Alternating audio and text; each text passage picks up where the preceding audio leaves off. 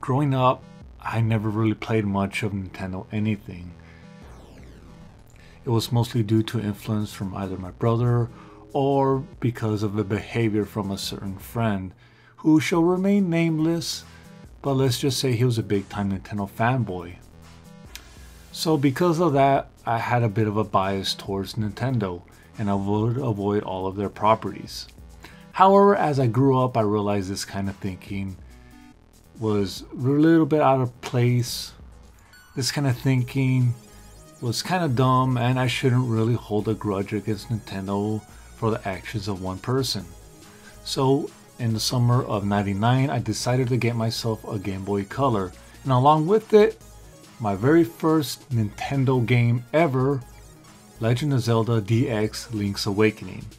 Seeing that Nintendo is remaking this game on the Switch, I would like to go ahead and talk about this game and pretty much give you an insight of what I think about this game. So pretty much, yeah, I'm gonna go ahead and give you guys another review, but this time of a more popular game than the last one, so yeah, be prepared. Well, as the story goes, Link's on the middle of a storm on his boat, in which it gets wrecked by lightning. He washes up ashore on Koholint Island, where he's rescued by Marin of May Village. Upon waking up, he's told he was found on the beach down south, and while talking to Terran, he's given back his shield.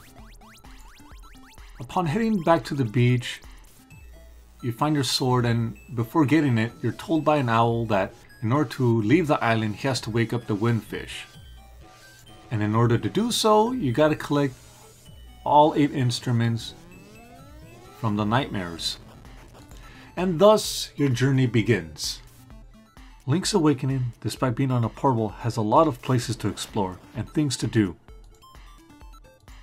Although most areas are inaccessible in the beginning, you'll eventually be able to have access with the right equipment. Most of what you need, such as the power bracelet and hookshot, are found in one of the many dungeons during your playthrough. Items like these are key if you want to access all portions of the overworld and reach hidden power-ups. And yes, one of the joys of this, or any Zelda game for that matter, is finding hidden items. In this case, it would be the secret seashells.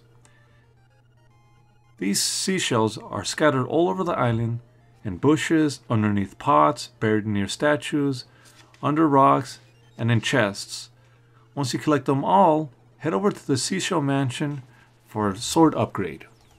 The same could be said about heart pieces, though most of these can usually be seen, but just out of reach until you either find a way around or get the right tool to reach it.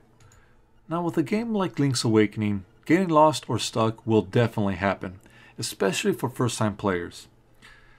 Fortunately, there's some help.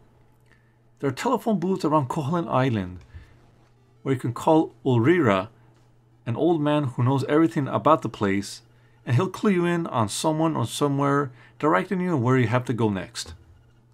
I found myself having to use him since it's been over 15 years since I last played this game. Now, playing the game isn't hard. If anything, it's downright easy. Bosses and sub-bosses have a pattern to follow, which usually involves the tool you find in the respective dungeons. What's enjoyable about Link's Awakening is the exploration, finding new locations, and progressing even further. However, if I were to point out any issue, it would probably be the fact that you need to pause the game every time you need to change equipment. I found myself consistently going through the item menu, having to change equipment just to pass an obstacle or two. This usually happens from one screen to the next, though considering it's the Game Boy and it only has 2 buttons, I'm pretty sure this is the best they could do.